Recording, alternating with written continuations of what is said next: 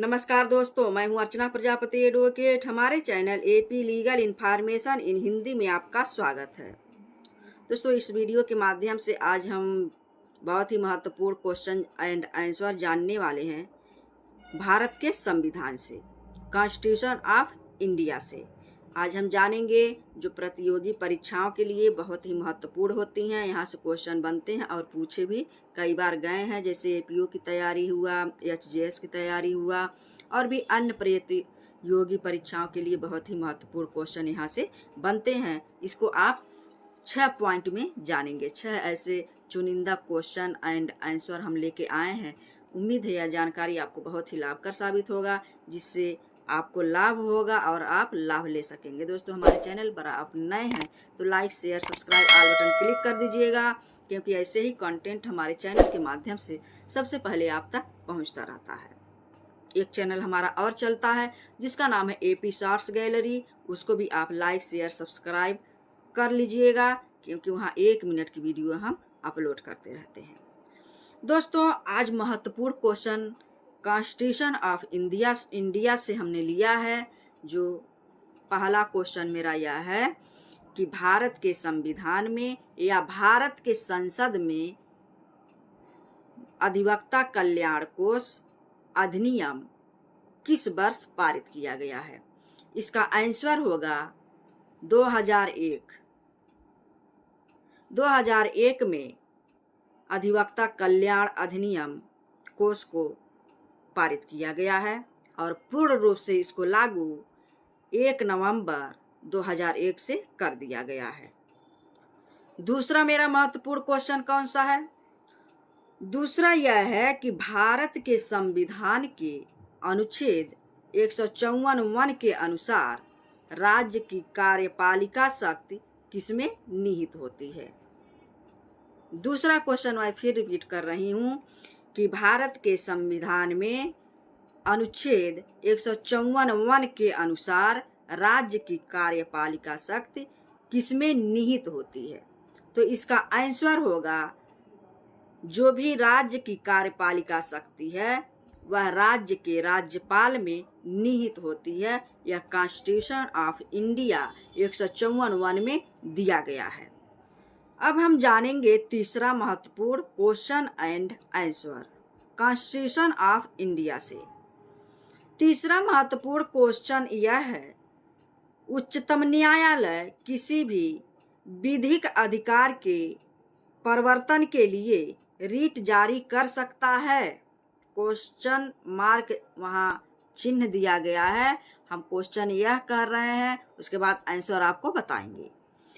क्या उच्चतम न्यायालय किसी के अधिकार का या किसी के अधिकार के परिवर्तन के लिए रीट जारी कर सकता है? तो इसका आंसर होगा नहीं। नहीं का क्या मतलब है? क्यों नहीं कर सकता है? ये तो उच्चतम न्यायालय है, सुप्रीम कोर्ट है, उसके अंदर ये पावर क्यों नहीं है?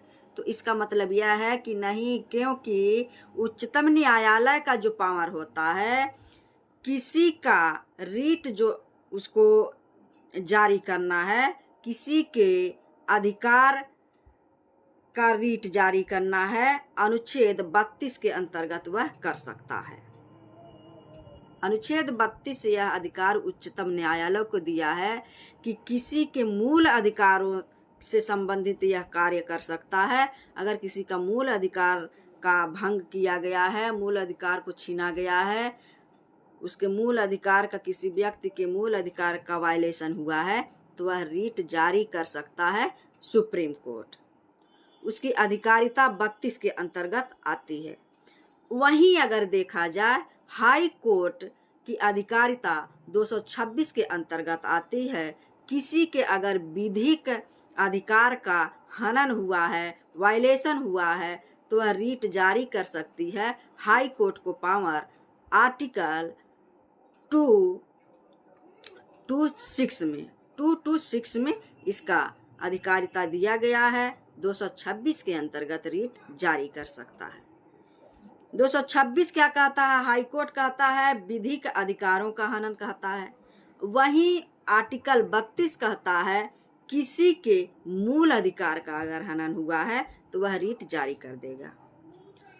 अब हम जानेंगे चौथा महत्वपूर्ण क्वेश्चन, भारत का संक्षिप्त नाम क्या है।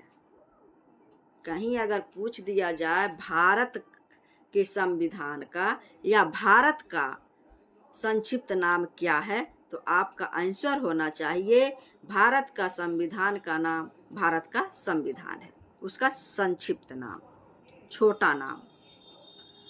अब अगला हम देखेंगे पांचवा महत्वपूर्ण क्वेश्चन एंड आंसर, न्याय प्रणाली के दृष्टिकोण से या न्याय प्रणाली में महत्वपूर्ण भूमिका किसका होता है। ये बहुत ही महत्वपूर्ण क्वेश्चन है। अगर कहीं आपसे पूछ देता है कि न्याय व्यवस्था में या न्याय प्रणाली में या न्याय के दृष्टिकोण से महत्वपूर्ण भूमिका किसकी होती है, तो बहुत लोग कंफ्यूज होते हैं। वकील की होती है, जज की होती है, पुलिस की होती है। तो इसमें कंफ्यूज होने वाली बात नहीं है। सब अपनी अपनी रोल अच्छे से निभाते भी हैं, इनका भी यहाँ कर्तव्य बहुत बढ़िया होता है। लेकिन मेन जो इसमें बातें आती है वह विटनेस की होती है। इसका आंसर होगा विटनेस यानी गवाह की। न्याय प्रणाली में अगर बात किया जाए तो सबसे महत्वपूर्ण भूमिका गवाहों की होती है, गवाह की होती है, आई विटनेस की होती है, जिन्होंने देखा है, जिन्होंने सुना है, कानों से देखा है, लिखते हुए देखा है, या ऐसे जो भी आप देखे हैं वो महत्वपूर्ण भूमिका निभाता है एक गवाह न्याय प्रणाली के दृष्टिकोण से। और उसके बाद लास्ट क्वेश्चन हम देखेंगे, इसका आंसर भी जानेंगे। लास्ट क्वेश्चन यह है कि भारत के संविधान में कितने अनुच्छेद थे। भारत के संविधान में कितने अनुच्छेद थे, तो भारत के संविधान में 395 अनुच्छेद थे। वहीं हम सातवां क्वेश्चन देखेंगे, भारत के संविधान में अनुसूचियां कितनी हैं। तो भारत के संविधान में अनुसूचियां जो है वह पहले तो 8 हुआ करती थी, अब जो है 12 अनुसूचियां वर्तमान में आ गई हैं। 12 अनुसूचियां वर्तमान में शामिल हुई हैं। दोस्तों, यह जानकारी आपको कैसा लगा हमें ज़रूर बताइएगा। तब तक के लिए नेक्स्ट वीडियो का इंतजार करिए। जय हिंद, जय भारत।